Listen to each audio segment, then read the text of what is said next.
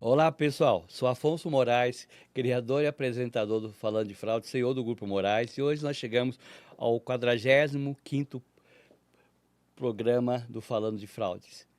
E o episódio de hoje é muito bom. Hoje a convidada e o episódio é um tema muito relevante, hoje muito discutido, não só em cibersegurança, quanto a participação feminina na cibersegurança. Cibersegurança e empoderamento feminino. Mas antes de a gente começar o programa, nós temos que rezar o nosso mantra aqui, que o nosso mantra é aquele de prevenção, sempre a mesma coisa. Se você ou sua empresa ainda não caíram em um golpe digital, com certeza conhece alguém que já caiu. Antes de apresentar a convidada, eh, a gente vai fazer uma solicitação para vocês passar essa informação que vê nesse programa, os insights, compartilhar esse programa, assinar o nosso canal no YouTube, no Spotify, no Deezer, para que possa compartilhar a informação. Porque o nosso programa e a nossa intenção é trazer um canal de utilidade pública para as empresas, para o consumidor final, com todas as informações, com todos os insights, contando os casos reais que acontecem aqui, porque quando você conhece um caso real, você acaba já começando com uma prevenção. Você conhecendo um, um, um caso, você não vai provavelmente deixar de ter a prevenção e cair num golpe. É, o- mas antes mesmo, ainda mais um detalhe, antes de apresentar o convidado, nós precisamos aqui agradecer nossos patrocinadores, que sem eles o programa não existiria. Primeiro, nossa equipe audiovisual de peso, a Pub Produções, que transforma cada, cada episódio numa experiência fantástica. G2 Brindes. G2 Brindes é uma marca para eternizar seus momentos de dar brindes para clientes, como as canecas, tábuas de churrasco maravilhosas. Mais informações sobre a G2 Brindes aqui no programa Nexo. Moraes é advogado, uma tradição de 41 anos, atuando na área de call center, atuando na advocacia empresarial. Mais informações no programa anexo. Casa Uni. Casa Uni é uma plataforma unichannel que traz a maior expectativa de marketing e vendas para os clientes. Mais detalhes no programa anexo. A nossa convidada de hoje é Andréia Tomé. Mas antes que eu apresente ela, vou deixar que ela se apresente, porque ninguém mais que ela sabe o que ela fez nesses 27 anos de carreira, e se eu ficasse aqui falando, eu poderia esquecer algum detalhe. Então, eu prefiro que a Andréia se apresente. Diga quem é você, Andréia Tomé. Primeiramente, obrigada, Afonso. É um grande prazer estar aqui participando desse 45º episódio do Falando de Fraudes. Eu sou Andréa Tomé, tenho um pouquinho mais de tempo de carreira, 30 anos completos em 2024. Aí, se fizerem as contas com que idade a gente se forma, vão chegar à minha idade certinho. Mas são 30 anos de carreira e eu tive o prazer de já começar em cybersecurity. É a contragosto, porque eu sonhava ser programadora. Eu queria ser programadora e no fim das contas eu fui direto trabalhar em uma empresa de auditoria, para trabalhar com auditoria de segurança e sistemas. Já sempre fui consultora na vida, com exceção da minha última passagem, onde eu tive ali uma passagem breve de 10 meses experimentando ser cliente. Realmente, olha, ser cliente não é fácil. Mas você também Mas trabalhou na instituição financeira, né? sim, sim, foi nessa passagem de 10 Ah, meses 10 como meses. cliente em uma instituição financeira. Já empreendi por 6 anos, né, além de trabalhar em consultoria, já em posição de direção por 16 anos, desses 30, 16 em posição de direção, e estamos aí nessa jornada não só para proteger o ambiente corporativo das empresas no dia a dia, mas também para atrair mais mulheres para esse desafio e ajudarem aí a empoderar a cybersecurity no mundo. Mas o que você faz para empoderar as mulheres? Olha, eu recebi um convite que foi assim um grande presente em 2019, que foi de fundar o capítulo brasileiro da WOMC, Latam Women in Cybersecurity. A WOMC, ela foi fundada por uma brasileira, mas lá nos Estados Unidos já tinha capítulo no México, na Colômbia, em diversos países da América Latina e chegaram ali, acho que com 4 ou 5 meses de operação, chegaram no Brasil. Então, em agosto de 2019, eu recebi esse convite, não tinha tempo para nada. Eu dizia, nem pensar, não dá, mas eu olhei. Quando eu olhei o projeto, a Letícia Guemel me apresentou o projeto, eu falei, meu Deus, alguém tem que tocar isso, é demais, é maravilhoso. E aí, então, chegou esse presente de liderar uma ONG na América Latina. Liderei o capítulo por 4 anos E aí, por uma estratégia de sucessão, passei a posição de líder Brasil para Ana Cerqueira, maravilhosa, beijo meu, estou com saudades. E a Ana já foi CEO de empresas, é Country Manager, e ela está tocando a liderança e eu agora assumo a posição de head do conselho. Assim, eu estou tentando chegar lá, Afonso. Então, mas você tem uma outra característica que é muito importante em cibersegurança, que eu acho que é a base de tudo, que é o ensinamento, né? Você tem a vida inteira, tem uma cátedra para transmitir seu conhecimento. Quer dizer, você não só usa o conhecimento profissionalmente, mas que transmite esse conhecimento para os terceiros, é verdade? Eu acho que isso começou, né? Eu venho de uma família, eu até tenho um capítulo em um livro que chama TI de Salto, um projeto muito legal também da Silvia Bellio, e nesse capítulo eu falo da influência da minha avó. A minha avó sempre foi assim, prestativa, líder no que ela fazia, líder espiritual, atendia as pessoas em casa, né? Aquela história toda. E eu me espelhei nela. Eu sabia que eu tinha que ajudar o outro, eu não sabia como. Então, pensa, alguém que começa em consultoria. Consultoria está ali para quando alguém precisa de um conselho, para quando alguém precisa de algo que não pode fazer dentro de casa. De consultoria, eu falei, bom, eu preciso transmitir conhecimento além. Eu quero um dia trabalhar com a educação, quero ir para o meio acadêmico. E isso acabou, tudo na minha vida foi acelerado. Então, posição de liderança, com 4 anos de carreira, eu já liderava 50 pessoas. E em 2001, me veio o convite para eu dar aula num curso de pós-graduação para militares lá no ITA. Tudo acelerado, Afonso. E é por isso que eu falo sempre para todos, né? Se joga. Passou a oportunidade, não deixa passar. E ali minha carreira acadêmica foi Esse é inaugurada. o primeiro conselho seu hoje, o primeiro insight para quem está começando a profissão, independente de a gente falar o que a profissão vai ter pela frente, as fraudes, os golpes, é o primeiro conselho esse, é acreditar em você. Acreditar em você, mas assim, coragem. Passou a oportunidade, não é à toa. Chegou a oportunidade é porque você pode, é Aquele porque ditado, a vai te oportunidade não trazer. bate duas vezes na mesma porta. Exatamente. Eu me joguei ali, fui com o pesquisador do ITA para ministrar essas aulas. Foram 20 horas aula lá dentro do ITA, em São José dos Campos.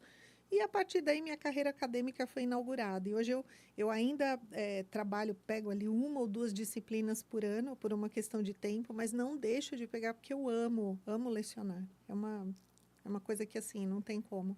Bom, é muito importante isso aí. Bom, para eternizar esse momento que você esteve no nosso programa, agradecer a sua presença. Falando de fraudes e a G2 Brindes, para eternizar esse momento, está trazendo para você um brinde para você eternizar esse momento, como eu disse, né? Poxa vida, tá vendo? A gente vem aqui, é bem tratado, eu Não, sei que não mas é à toa, porque ele vai me fazer 1000 perguntas, vai me sim, fazer contar você tem que segredos. dividir o seu conhecimento Mas com os internautas. muito obrigada. G2 Brindes não é o primeiro brinde que vai entrar na minha casa de G2, tá? Vou contar. Eu sempre falo pro Guilherme da G2 Brinde que ele está só lembrando já as pessoas que adquiriram brindes deles. E toda vez que eu tomar o meu café nessa caneca, eu vou lembrar desse bate-papo, com Obrigado. muito carinho. Obrigado. E nós estaremos sempre aqui para você trazer novos insights, trazer novas convidadas, nos apresentar novos convidados, para que a gente reparta esse conhecimento com quem precisa, seja uma empresa, seja um consumidor, que é muito importante. Obrigada. Então, antes para a gente descontrair o nosso bate-papo, chegar nas perguntas mais incisivas, né? Você tem algum momento hilário da sua carreira, que aconteceu alguma coisa? Porque tem todo tipo de incidente aqui que acontece, né? Eu diria que a gente trabalha com cyber, com fraudes, precisa tomar cuidado, porque momento hilário para a gente sorrir é só depois do incidente, depois está tudo Sim. estabilizado, né? Porque o negócio é complicado. Mas tem uma passagem, eu não sei se é tão engraçada, mas é curiosa, né? Eu estava numa passagem em uma das empresas que eu trabalhei aí nessa minha trajetória, e aí eles resolveram ali fazer uma iniciativa de conectar as áreas. E, para a festa de final de ano, resolveram montar uma banda corporativa.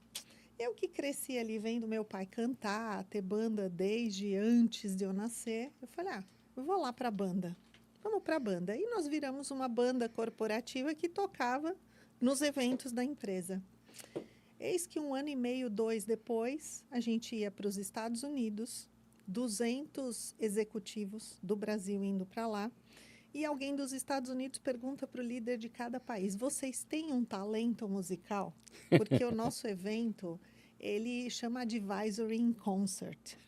E óbvio que o líder do Brasil falou: nós temos uma banda. E eu, não, pelo amor de Deus, o que você fez? Enfim, fui cantar para 2.000 pessoas nos Estados Unidos, em Orlando, só executivos de líderes para cima, com uma banda corporativa brasileira.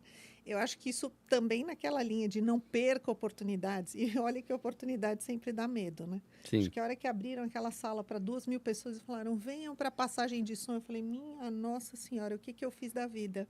Mas está registrado, está no meu canal do YouTube, dá para ver lá o que a gente fez.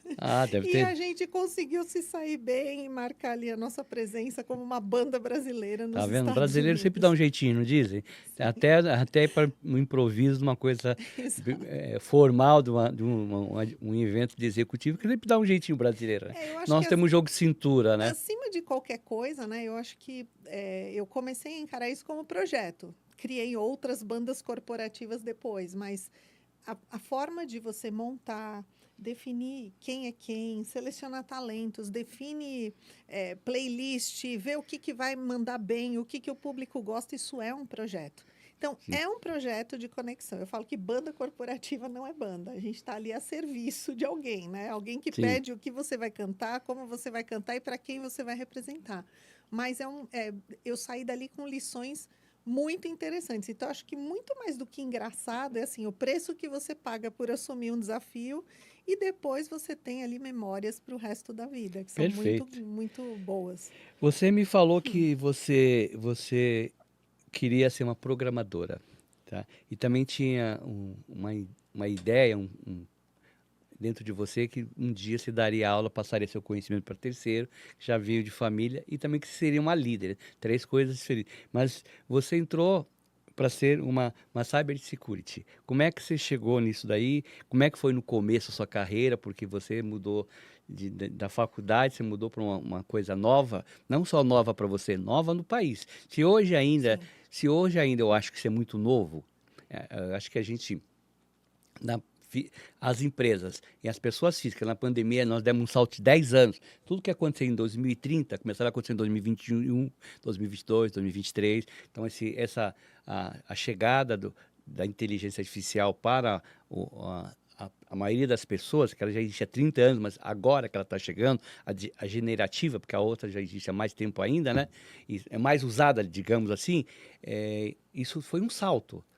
O metaverso, tudo é um salto, a digitalização hoje, o fechamento das agências do banco para você poder usar, não só o banco, tudo, né? Hoje eu estava vendo que o site do governo hoje entrou mais um detalhe, eles têm acho que 470 mil, eles têm 47 milhões de usuários, o Gov Brasil, e agora entrou mais uma coisa, que é a Receita Médica. Você imagina proteger, ela é mais delicada que a Casa da Moeda. Mas como é que foi a sua carreira? Depois a gente chega lá nessas proteções malucas. Eu sou formada em ciência da computação, né? Daí vem todo esse gosto, né? Porque queria ser programadora, era o que eu achava que eu ia fazer. Mas eu entrei no mercado ali em 1994, fiz um estágio que já me tirou de programação, eu respondia direto para um gerente e ia buscar oportunidades de automação na Philips do Brasil. Então, ali eu já comecei a entrevistar o usuário, entender o que as pessoas precisavam. E, em seguida, saí desse estágio e fui direto para uma das Big Four na área de auditoria de segurança e tecnologia. Afonso, se eu disser para você que eu sabia onde eu estava entrando, eu estou mentindo. Eu não sabia o que era cyber, eu não sabia o que ia se transformar, eu não sabia o que era efetivamente que eu ia fazer. Mas eu acho que eu me apaixonei desde a primeira revisão, né? Porque a auditoria faz revisões. Então, eu fazia auditoria em grandes empresas para entender como era toda a parte de autenticação, de gestão de mudanças em sistemas, de operações, isso já lá naquela época. Então, eu diria que era uma coisa que estava marcada aí no meu destino, não fui eu que escolhi, eu não sabia para onde eu estava indo. As dificuldades no começo para você entrar nessa área, que era uma área, inclusive, muito masculina, né? Até Totalmente. hoje ainda é, né? Então, por isso que surgiu a ONCE e outras ONGs. Aí, como é que foi esse seu acesso? Como é que era a confiabilidade de você lidar com uma coisa tão séria, como a cibersegurança lá? O CEO falou, mas é uma mulher? Aposto que você pode ter ouvido, pelo menos se não ouviu, nas suas costas, alguém falou isso, né? Eu acho que a UOMSE, né? E aí só em 2019, assumindo o capítulo da UOMSE, é que algumas coisas começaram a cair como ficha, assim, para mim, porque eu não tinha tempo de pensar que eu era minoria, eu não tinha tempo de Não? pensar que tinha, se passasse ali algum episódio de machismo, disso ou daquilo na frente, eu não sabia o que era, eu sabia que eu tinha Você que nunca lidar com teve aquilo. nenhuma, não teve nenhum, Tinham vários, eu reaprendi com a UOMSE tudo o que eu vivi. Olha que loucura, porque eu assim? tinha que passar como um trator por cima e tocar as minhas coisas, porque em pouco tempo já era líder e projetos numa das grandes, das 4 maiores de auditoria. Eu não tinha Você trabalhou tempo. na Ernst Young, Eu né? trabalhei na Ernest, Eu tive uma advoguei já passagem para pela Ernest Young. Price. Tive uma passagem pela Price. Então, eu não tinha esse tempo, mas as dificuldades todas que hoje uma mulher define como carreira, eu passei por ela. Sim. Eu só não tive tantas dificuldades porque nós, numa empresa de auditoria, eu tenho muito contador. Os contadores eram os auditores financeiros e a gente os de sistemas. E em sistemas eu era minoria. Mas quando eu me juntava às mulheres Contadoras. das contadoras, eu tinha um quórum de mulheres maior. É Ah, tá. interessante isso. Então, eu não me sentia tão sozinha nesse sentido. Mas, em todas as passagens, como consultoria e ainda sendo líder, realmente eu tinha a sensação de ser um estranho no ninho, né? De ser o primeiro no barco, de ser a, a pessoa ali que está em minoria. Bom, a ONCE tem desempenhado um papel fundamental no empoderamento das mulheres em cibersegurança. Quais as iniciativas da organização que você destacaria como mais impactantes, né? Para essa diversidade de gênero? Eu acho que a gente viveu algumas eras, né? Primeiro, ali se estabelecendo em 2019, indo para o mercado com muito conteúdo. Então, a gente tinha muitos talks para dizer, olha, a gente está aqui, pode te acolher, você tem conhecimento, tem outras mulheres para te acompanhar.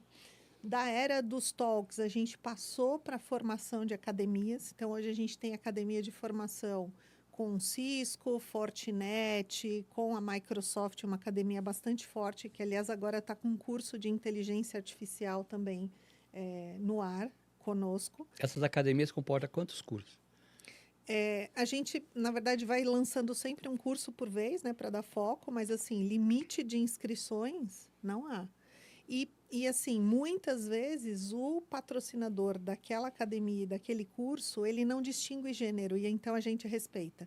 Então, eu tenho algumas academias que são multigênero, que elas não são só para mulheres.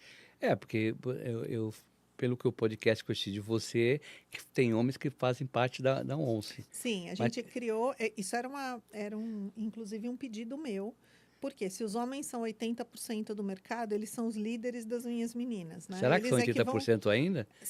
Segundo as pesquisas do S Square, a gente vem ali numa evolução entre 80, 76, 75, não passa disso. Vai indo por ali. A participação da mulher pensando em mundo, né? Quando eu Sim, falo em Brasil, eu acho que é menor ainda. eu Eu acho que acho que é aqui é menor menor ainda. aqui. Eu acho que, Menor, bem menor. Então, a participação do homem em mais de 80%. sim.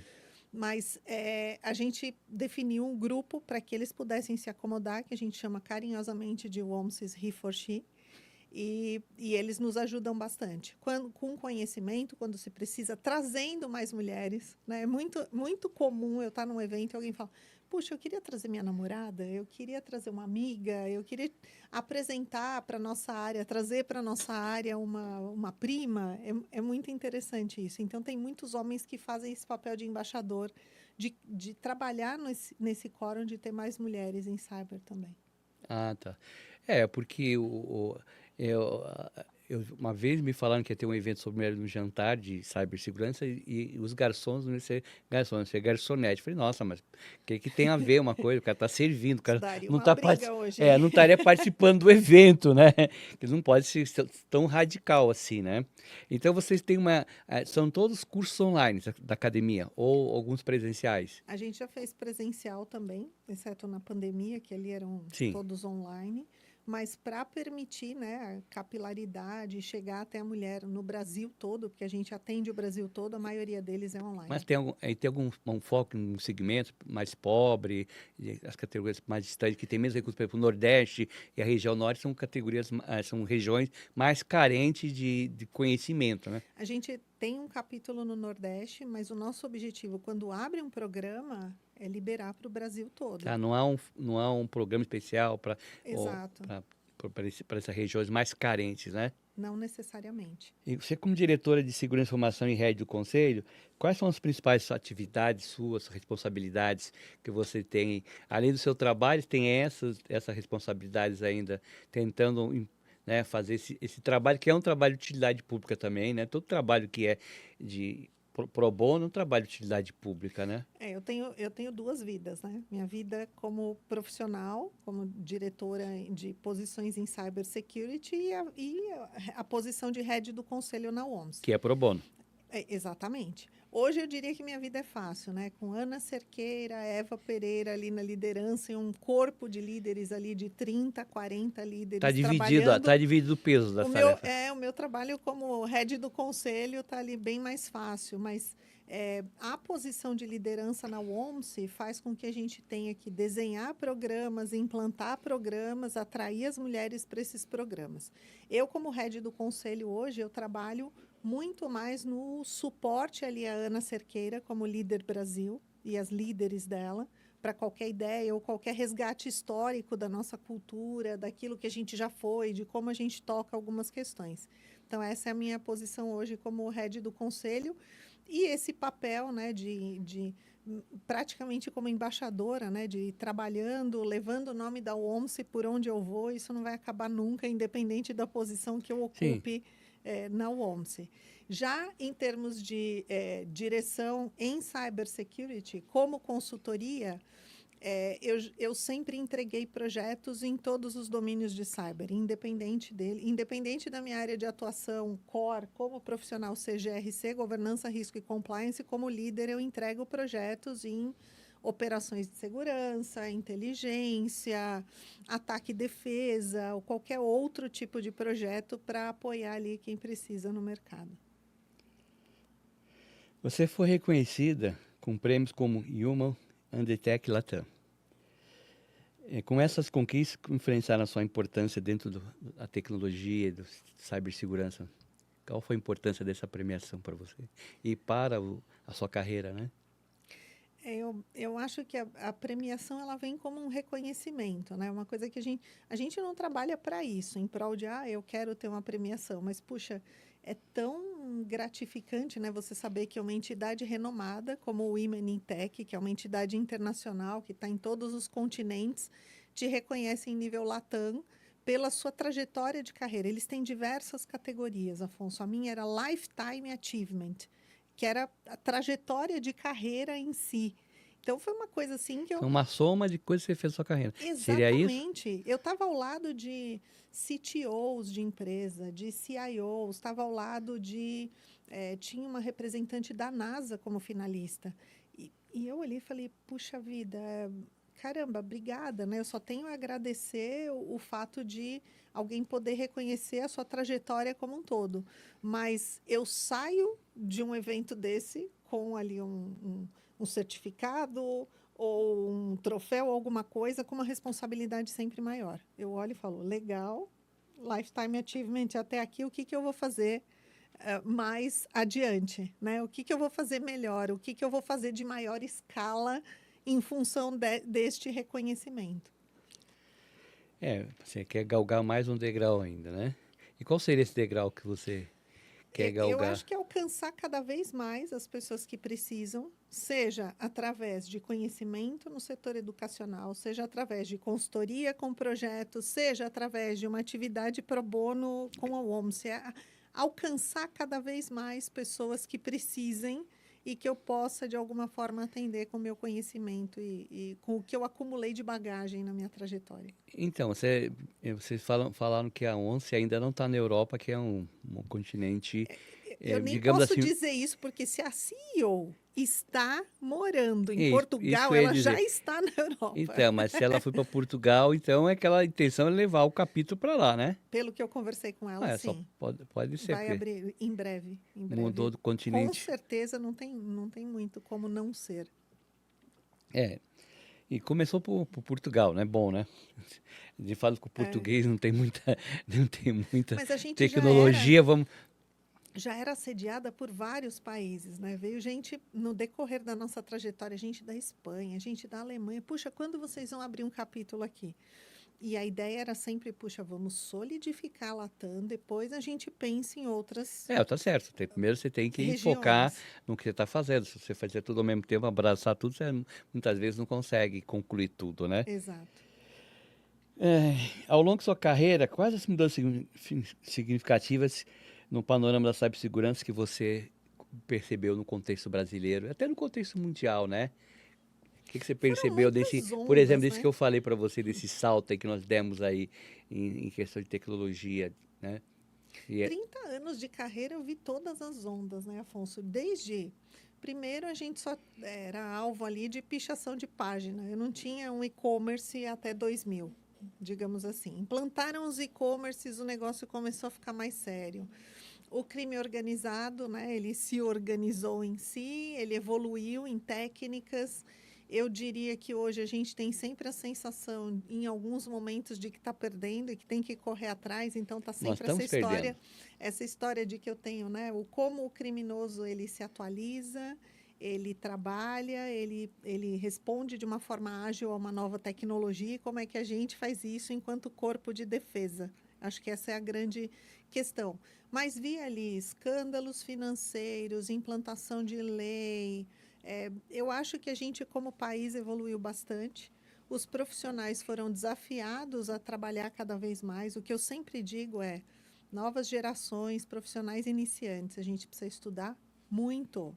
A qualidade que falte em um percentualzinho, uma perninha de um controle pode levar a um vazamento de dados e a um ataque. Então, a gente tem que ser muito responsável com a forma como a gente trabalha desenhando, implantando e dando manutenção em controles. E controle, eu me refiro a ferramenta, política, estrutura organizacional, qualquer verificação ou análise que seja feita. Isso precisa ser levado muito a sério, porque às vezes um deslize nosso pode gerar um impacto enorme ali e o atacante sabe onde normalmente a gente desliza. Vou colocar muito de lenha agora na sua fogueira. Ai, meu Deus. Eu diria que eu tenho usado uma palavra, né, que a situação atual hoje no Brasil e no mundo é uma pandemia de fraudes e de golpes. O que acontece? A gente estava falando nos bastidores sobre falhas humanas, né? Então, a gente está falando sobre gamificação, sobre educação digital, e a gente estava discutindo entre 70% a 100% da falha humana. Mas tem uma outra falha. Para essa falha acontecer, nós precisamos de um material. Toda a indústria, que o crime é uma indústria, né? O crime é uma indústria, porque a maneira que ele prossegue de transformar a fraude em muito dinheiro acaba sendo como o turismo, é uma indústria, nem toda indústria é aquela que tem, mas toda indústria, seja ela virtual ou física, ela precisa de uns insumos, né? O insumo do turismo são os lugares, a história do lugar, os museus. E qual que é o insumo da fraude? Por que a fraude existe? Desde o começo do tempo, ela existia os golpes. Os golpes não eram difundidos, porque não tinha a globalização. Os golpes não eram difundidos porque não tinha dados. Dados é o principal objeto hoje de começar qualquer coisa. Eu acho que durante pelo menos uns 20 anos não vai faltar emprego para você e para ninguém de cibersegurança. Pelo contrário, esse trabalho que está fazendo a OMI vai ajudar a trazer gente que precisa de gente, porque as empresas grandes só querem contratar uma pessoa igual você. Mas quantas pessoas igual a você existem no Brasil para ter um conhecimento e trazer? Então tem que treinar outras pessoas e ter oportunidade, seja homem ou mulher, dentro da indústria do comércio. Então, o que eu ia falar, que eu ia colocar além, é o seguinte: começamos a falar sobre a plataforma GovBR, né? Ela está cada vez mais crescendo. Lá tem carta, título de eleitor, agora a Receita Digital. Ela tem uma enormidade de dados. Ela está gerando hoje o maior banco de dados do país. Só que essas coisas que são feitas, principalmente governamentais, elas não crescem do mesmo jeito de fazer um esquema e chamar a segurança. Porque segurança não importa, depois que acontecer a gente resolve. Tem mais uma outra coisa que eu, inclusive, escrevi um artigo essa semana sobre isso aí. Então, digitalizando, já tinha São Paulo, grande cidade, agora o Brasil inteiro há uma resolução de digitalizar o registro de imóveis. Você acha que eles estão investindo em cibersegurança? Olha, a base de dados, o registro de imóveis tem 150 anos de documentos registrados. O que eles não vão poder fazer com isso se não tiver a segurança? Aqui a gente tem eu chamaria de paradoxo, a gente tem um problema, né? Historicamente, surge uma nova tecnologia, uma nova funcionalidade digital como as que você descreveu, o atacante imediatamente ele já está estudando como é que ele pode usar aquilo a favor dele. Para ter, pode ser o atacante que vai de alguma forma trabalhar para captação financeira, pode ser o atacante que trabalha ideologia, pode ser aquele que tem uma ideologia política, né? Porque Também, dentro do nem hall, chegamos aí, né? dentro do hall de atacantes, eu tenho hoje os grupos hackers trabalhando para as nações. Quando eu tenho uma guerra física, eu tenho Eleição, uma guerra em eleição, virtual. tudo, né? Exatamente. Então, o atacante ele já automaticamente entra no mindset para entender como é que aquilo é vulnerável e como ele poderia usar para o propósito dele, que podem ser diversos. A gente ainda vive aquela história de, não vou chamar a segurança agora, porque senão eles vão dizer que não, porque senão eles vão colocar uma barreira, porque senão eles vão pedir algum controle e eu prefiro lançar mais rápido. Eu acho que muita indústria evoluiu nesse sentido, né? O setor financeiro já não passa mais por isso.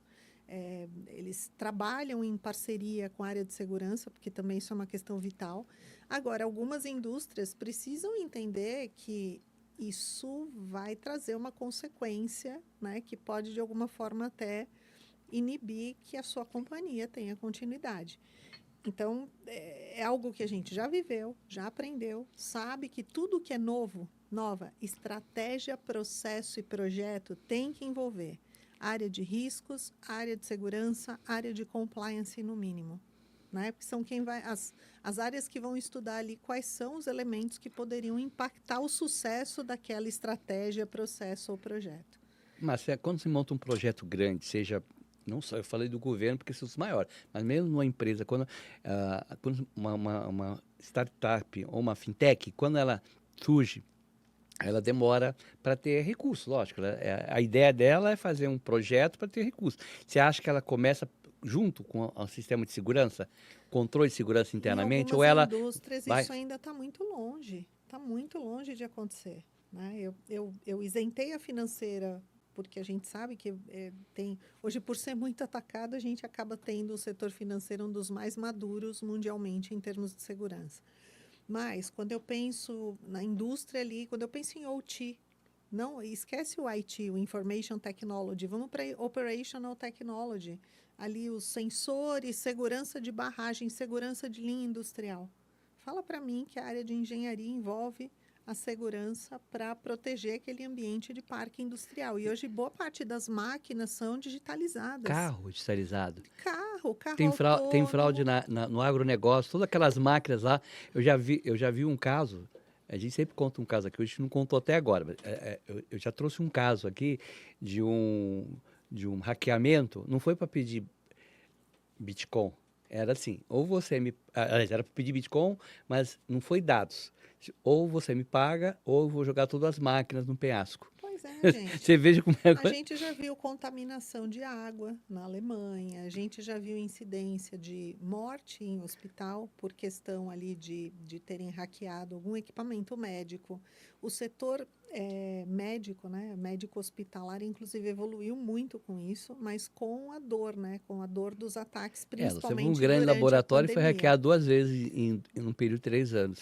Eu tenho uma dica aqui, né? A gente tem o IBRASPD, Instituto Brasileiro de Privacidade e Proteção de Dados. No site deles, ibraspd.org, tem uma área que coloca lá incidentes. Eles colocam a linha do tempo com o logo das empresas que foram invadidas e que houve uma divulgação na mídia. Isso é E um outro ali, erro no Brasil, quase não se divulga isso, né? na verdade, agora por lei, quando você tem vazamento de dados, você tem que divulgar. Mas por ali, né, eu uso isso muito nas minhas aulas. Gente, olha quanta gente grande, né? Quanta gente grande cai e não me diga que é falta de investimento, falta de conhecimento ou falta de consciência Mas de os hacks estão um segurança. passo à frente, esse é o problema. Exatamente. E aí a gente é uma das coisas que eu estou brigando, eu estou repensando o que eu quero fazer, Afonso, nesse momento da minha carreira. Eu vou continuar trabalhando com conselhos que as empresas de alguma forma não aprenderam até agora. A gente vai fazer engenharia reversa e entender onde é que a qualidade desses controles falhou para que essas invasões acontecessem. Então, eu tenho trabalhado num material, numa tese, em conteúdo, lançando até um curso recentemente para voltar a essa parte de qualidade. Qualidade em segurança, que não é implantação de ISO 9000 em segurança. Por que é que os controles falharam? Eu fiz um mapeamento de, nos últimos 3 anos, as invasões que foram publicadas e divulgadas, aonde é que as coisas de alguma forma falharam, e eu vou dizer para vocês que não foi única e exclusivamente falha do ser humano, tá? A gente tem controle mal definido, mal desenhado, não implantado ou implantado sem monitoração. Tem muita coisa que precisa ser revista e trabalhada sob uma ótica de qualidade, de fortalecimento desse nosso parque de controles que nos ajudam à proteção aí desses ambientes corporativos. Quais as habilidades que você considera mais essenciais para as mulheres trabalhar com cibersegurança, né? O que vocês quando vão fazer essa captação, não sei se vocês fazem alguma orientação para as mulheres que você pode deixar de mensagem para quem quer entrar nessa área, além da perseverança, né, e acreditar que a oportunidade passa uma vez na porta, até porque o mundo é redondo, ela vai embora, né? Se ele é redondo, o que você pode dizer sobre essa? Eu até cito um pouco, né? Tem uma pesquisa do ISACA sobre a carreira do profissional de cyber, que tem lá um gráfico que fala dos soft skills, que às vezes a gente foca muito em hard skill e esquece dos soft skills. E muitas vezes um controle falha porque eu não trabalhei um soft skill de um profissional, não necessariamente só um hard skill. Mas dos principais, assim, que a gente costuma dizer a mulher ela precisa trabalhar bastante a questão da resiliência, e não só a mulher, o homem ou qualquer gênero trabalhar a comunicação. A comunicação, ela é tudo. Talvez a gente esteja perdendo investimento, perdendo a adesão do executivo em me chamar ali para discutir um projeto, porque a gente não se comunica bem. E aí eu digo, se comunicar não é só uma questão de habilidade com relação a linguajar. É a forma como a gente vende cyber, é a forma como a gente explica os problemas de cyber, é a forma como a gente leva para a alta direção. Como você faz o bode acreditar na dor que pode ser lhe investida? Exatamente, é o como a gente vende essa dor, né? Se for Isso. de uma forma policialesca, isso já não está mais de alguma Olha, forma não pode ser assim, sensibilizando o você vai acontecer. executivo. Não, você tem que explicar, mostrar, tem que Exatamente. ver que a outra parte não sabe avaliar isso e para ele não vê isso como um lucro no primeiro momento, né? Mas eu vejo que é muito a forma de vender isso é dizer que a marca ela é muito importante, seja que tipo de marca for, seja uma marca de saúde, seja um e-commerce, seja até de um órgão governamental, né? A credibilidade da marca é muito importante. E se acontece alguma coisa, seja um hackeamento, ou seja, falsidade no site, enganos dos consumidores, né? Que ele vai sempre colocar a culpa não no hacker, vai colocar a culpa na marca que deveria ter se precavida e tal, sempre vai acontecer. Quando você está com prejuízo, você tem que colocar a culpa em alguém. Então, esse prejuízo é muito grande. Por isso que o Falando de Fraude, ele procura também falar para o consumidor que a marca, muitas vezes, ela investe mas às vezes não é possível, porque sempre há uma fatalidade, o cara está um passo à frente. Então, mas a marca também tem que investir para que o consumidor acredite nela. E quando acontecer com a marca, ela tem que realmente ser clara, transparente, que essa honestidade vai criar credibilidade, como existe em outros países, né? Como quando a marca tem um seguro digital, ela é obrigada pela pólice de seguro a comunicar aos seus consumidores dentro de um prazo X o que está ocorrendo com ela, quais as providências que estão sendo tomadas, né? É interessante você falar disso, porque recentemente eu ministro aulas normalmente voltadas a cybersecurity, auditoria de tecnologia, mas a gestão de riscos como um todo, né? E gestão de riscos corporativos. E recentemente eu ministrei uma disciplina que era de governança corporativa, não governança de TI nem de Sim. segurança. E eu discuti muito isso com os meus alunos. Em que momento a abordagem qualitativa é o suficiente? Em que momento a abordagem quantitativa é necessária? O que é dinheiro para sua marca? Cada marca interpreta o que é o seu valor, né? Eu falo que é dinheiro, é uma forma lúdica ali Sim. de explicar para eles, mas o que é valor para sua marca? Às vezes é financeiro, às vezes não. Como a gente materializar o quanto o cyber impacta aquele valor, né? Então, cada vez mais o profissional de cybersecurity ele é desafiado a entender do negócio como um todo. Aquele que achar diferente, ele vai ter sérios problemas para evoluir na sua Isso é carreira. mais um conselho. Quando quem for trabalhar nessa área, seja homem ou mulher, mas se envolva no projeto da empresa. Saiba o que ela faz, de onde que ela veio, para onde que ela vai, porque ela conhecendo o produto, ela pode fazer uma gestão melhor e vender isso para os CEOs, para os boards das empresas, para poder ter realmente ali os recursos necessários para ter as ferramentas necessárias também para fazer a contenção e toda a segurança da empresa, né? A gente viveu uma era onde tecnologia era tida ali dentro do Balance Scorecard como suporte, na área de suporte. E aí se entendeu que tecnologia, ela alavanca o negócio e não suporta, né? Principalmente quando a tecnologia virou um negócio. Um aplicativo, muitas vezes, é um negócio. Segurança é a mesma coisa, gente. O pessoal não entendeu ainda, mas há muito tempo segurança não é suporte. Ela, se bobear, é muito mais do que alavancagem, né? Porque a gente vê hoje algumas empresas perdendo o mercado, perdendo o seu próprio business em função de incidentes de segurança. Profissionais de segurança no exterior perdendo suas carreiras em função de erros e falhas na qualidade que eu tanto falei aqui para você daquilo que foi implantado. Então, falando nisso, profissionais perdendo seu emprego no exterior, tem uma notícia hoje fresquinha, é que a Meta demitiu todos os funcionários deles que faziam análise sobre a credibilidade, a legalidade, o conteúdo das suas publicações, seus anúncios no Facebook. Então agora ele falou que em prol da livre imprensa, do livre pensamento, não vai ter mais. Demitiram todos. Quem quiser que reclame. Nos Estados Unidos, não na Europa. Na Europa é outra legislação. Na Europa eles continuam, né, ainda fazendo a checagem disso. Hoje não tem mais checagem. Que eles criaram, eles estão seguindo, como disse que o Trump vai entrar, então eles estão seguindo o X, né? E o X você pode fazer, eu não sei, porque eu não uso o X, né? Você pode fazer um comentário daquilo que te colocou. Falaram que você é isso, você vai lá e faz um comentário, é isso. Ele falou que no Facebook pode fazer agora dessa forma. Você Uhum. pode, digamos assim, contestar a publicação, mas a publicação vai ficar lá. Vai ficar assim, quem ouvir, será que é Afonso, verdade, será que é mentira, né? eu sou de uma geração que diz que quem manda é o business. O business pode qualquer coisa. É verdade. Ele pode postar, despostar, verificar, deixar de verificar. Quem manda é o business. Mas ele tem que ter responsabilidade. Eu adoraria ver se foi feita uma análise de riscos antes dessa tomada de decisão na Meta e o teor da análise de risco para eu olhar tecnicamente. Aí é uma questão minha profissional. Mas o negócio pode tudo. Resta saber como, em paralelo, a gente checou com responsabilidade as consequências da decisão que é tomada e o como a gente vai conter eventuais problemas adversos, questões adversas que possam ocorrer em função dessa tomada de decisão. Se essa engrenagem estiver adequada ali, ó, equilibrada, vai dar tudo certo, senão eles vão ter problema. Ah, ele está fazendo isso, está fazendo fazendo julgamento com o bispo, só isso que ele está fazendo, né?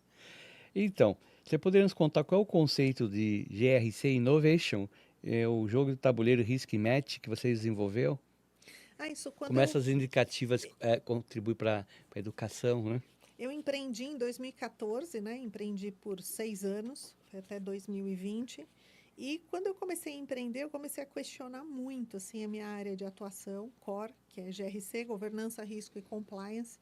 E falar, gente, nós já estávamos ali com as publicações do Gartner de transformação digital começaram até antes de 2014, né? Então, vieram todas as tecnologias de transformação digital, uso de drones, Big Data, N outras tecnologias que hoje a gente já tem inseridas no negócio, né? E até nas casas dos profissionais, na sociedade, como diz a Sociedade 5.0, né? Que é a tecnologia entrando nas nossas casas. E eu comecei a revisitar muito do que a gente fazia em GRC. Então, o GRC Innovation, ele preza por sair daqueles checklists tradicionais, né, que verificam coisas básicas, para a gente começar a introduzir elementos das tecnologias de transformação digital. Então, se eu trouxer isso para o valor presente, para hoje, em inteligência artificial, eu ainda não tenho, dentro dos grandes padrões e grandes normas de mercado que a gente segue para proteger o mercado, ainda grandes conteúdos e insumos sobre segurança de inteligência artificial. Tem muita publicação, eu acho até que a gente está veloz nesse sentido mundialmente. Mas para gerar, pensa que em GRC são os organismos de segunda e terceira linha de defesa. Primeira linha de defesa são as áreas de negócio. Segunda linha de defesa, órgãos verificadores. Então, gestão de riscos, compliance, todo mundo ali, até parte da segurança está ali em segunda linha de defesa. E terceira linha de defesa, auditoria. GRC, focando em segunda e terceira linha de defesa, se a velocidade da gente, como primeira linha de defesa, é questionada em função da velocidade de um hacker, que dirá segunda e terceira linha, que não são os especialistas naquelas áreas que a gente tem que verificar. Assim veio essa inquietação com esse conceito de GRC Innovation. A gente trazer cada vez mais esses desafios para eu verificar como segunda e terceira linha o mais rápido possível aquilo que vai melhorar o negócio e a qualidade da segurança do negócio. Esse era um tabuleiro de um jogo? Não, esse foi um conceito, GRC Innovation. O Riskmate, ele veio de uma estratégia de gamificação. Na época, eu sabia que não dava para tocar programas de conscientização só com ciclos de palestra uma vez por ano e com ali teste de phishing, né, que são os tradicionais. Até hoje se faz muito isso. Eu acho que a gente não tem que parar de fazer, mas acho que não deveria estar só vinculado. Você acha que não deve fazer phishing? Não deveria parar de fazer, mas não deveria estar vinculado só a essas duas atividades. Sim. Por isso eu fui estudar gamificação e ludificação. E aí criei o conceito do jogo de tabuleiro Riskmate. E Mate, eles são as estratégias de tratamento de risco. Mitigar, aceitar, transferir e evitar. Para começar a exercitar pessoas de N áreas numa organização. Usei, inclusive, nas minhas aulas, para propósito acadêmico, ajudar essas pessoas a pensar em risco, porque risco hoje permeia todas as áreas de uma organização. Esse foi o propósito dele. É muito bom, a gamificação é muito boa, né? Porque mesmo o evento, fazer uma vez por ano, muita gente vai no evento para ganhar só os brindes, né? E na gamificação é um reconhecimento do conhecimento que ela teve. Pode até ter brinde, mas não é o principal foco, seja né, qualquer tipo de gamificação. Ela é constante e não voga, você vai ter que ganhar um brinde. Você tem que usar a gamificação assim, com uma maneira que eu vejo, 80%. Não saber quem foi o primeiro ou o segundo, não importa. Quanto mais você atingir a média que você precisa, você atingir 80% todos, você atinge seu objetivo, né? Eu Com vejo. brinde ou sem brinde, eu diria que é muito difícil a gente conseguir quantificar a absorção dessas pessoas. E a absorção em cyber significa o quanto ela vai mudar o comportamento dela para ser um comportamento mais seguro. Eu tenho visto até em alguns grupos de CISOs, grupos de segurança dos quais eu estou participando, os CISOs discutindo os indicadores que ajudam a entender se a pessoa o meu grau de conscientização ou não. Tá? É isso que está em voga, né? É muito difícil, Mas mesmo que eu já junte. consegue ter uma parametrização, Eles estão com não, muita um índice dificuldade. correto, assim, que realmente... Pensa assim, a gente tem que ir para uma reunião do board, Afonso. Aliás, Hum. você é board, né? Você é um CEO. Eu tenho que ir para uma reunião com você. E eu vou chegar lá e falar assim, olha, X% caiu no teste de phishing no último período e agora, olha, a gente caiu em 20 pontos percentuais. Olha que maravilha. Você vai se sentir totalmente seguro com esse indicador? Não, que o importante é que todos sejam conscientizados, não que só Eu o índice não, posso. não acho. Depende do teste de phishing que eu fiz, É, depende da abordagem, depende de se era uma coisa bem realista ali para aquele momento da empresa, se realmente era muito bem feito, porque alguns testes de phishing até eu posso cair, que são tão bem feitos que você olha e fala, meu Deus, onde estava o problema aqui? a gente no teste de phishing de CEO não, de cyber, eu não sei se tem algum caiu, eu não conheço nenhum, mas eu teve uma pessoa que trabalha com cibersegurança, já veio no programa que ela caiu no golpe do presente, né? Que é um golpe bem simples, né? Diga-se de passagem, né? Sim, sim. Então, é possível, todo mundo está sujeito a isso, né? Eu uma vez recebi uma ligação que no primeiro minuto, primeiros 30 segundos, perfeita, eu achei que era perfeito porque clonaram o telefone do banco e vinha já com o nome do gerente do banco, não foi só o telefone. Nossa. Tava lá, Renato, Banco do Brasil. Então, os 30 primeiros segundos, eu falei, nossa, é a pessoa. Aí ele falou que o meu cartão tinha sido usado, meu cartão de crédito. Cartão de crédito é um nome, igual cerveja Brahma, né? Ele errou nesse aspecto. Em vez de falar o cartão, ele falou cartão de crédito foi usado daqui a uma hora atrás, numa compra de R$ 2.000 e tal. Aí caiu a ficha, né? Porque esse cartão não era crédito, era só débito esse cartão. Aí eu perguntei, é crédito ou débito? Aí ele falou, é débito. Ele percebeu que ele tinha errado. Mas Aham. aí eu fiquei dando corda para saber até onde que ia, como é que era o esquema e tal. Toda vez que alguém, mesmo essas frases, assim, tenta aplicar, eu já mantive o contato. Engenharia reversa, com Eu já fiz certeza. em reverso, já teve gente que eu mantive 3 dias esse golpe de emprego falso. Eu mantive 3 dias conversando, dando suporte para ver se e convidando para fazer uma entrevista. Até agora eu não consegui nenhuma. Não sei como a Globo consegue essa entrevista. Eu já tentei entrevista com esse pessoal. Um sábado, eu fiquei o sábado inteiro, a tarde inteira de sábado, conversando com uma moça que tinha caído no golpe do amor. O golpe estava em andamento. Aí ela me procurou, aí eu fiquei dando orientação para ela e queria gravar com ela. Eu liguei para a Globo lá, consegui meus contatos lá, que ela gravasse para levar para a polícia, porque estava em andamento. Ela não tinha ainda dispensado o fraudador lá, o golpista do amor. Ainda estava ainda pedindo dinheiro, entendeu? Uhum. Mas aí ela, no fim do dia, ela não falou mais comigo e me excluiu lá, sumiu do WhatsApp. Sumiu tudo do WhatsApp, viu? Será que eles se casaram? Olha É? lá, hein, de repente. Então, mas eu quero saber muito como é que é o outro lado, né? Muito como é É. que é essa engenharia reversa aí do outro lado, né? Porque é interessante saber como é que eles conseguem. Quais são os seus planos, objetivos futuros com relação à Beyoncé, né? E quanto à sua carreira profissional? Já Bom, falamos isso, mas você acabou isso. não concretizando onde você quer chegar. A presidência, o CEO da Beyoncé? Não, de forma alguma. Acho Aqui, que como você head do conselho, leva jeito de pro bono para fazer isso daí, né? não, o OMSE, a gente não tem ali não é um plano com cargos, né, Mas para tem que evoluir. haver uma substituição, né? Eu diria, a gente já fez essa substituição, né? A Ana Cerqueira, ela está na liderança, eu subi a head do conselho. Eu diria que a minha ambição hoje, como head do conselho, é conseguir, dentro da minha posição, ter ideias de programas que possam alcançar cada vez mais mulheres e levar um conhecimento que normalmente não chega até essas mulheres, mesmo que início de carreira ou para transição de carreira. É apoiar a liderança com aquilo que eles Não, mas, estão por exemplo, fazendo. aumentar para outros países da América Latina, por exemplo, vocês não Isso, têm ainda no Paraguai, América Uruguai, Latina tem, nós já estamos em mais de 40 países da não América falta nenhum país, Latina. falta só a Venezuela após.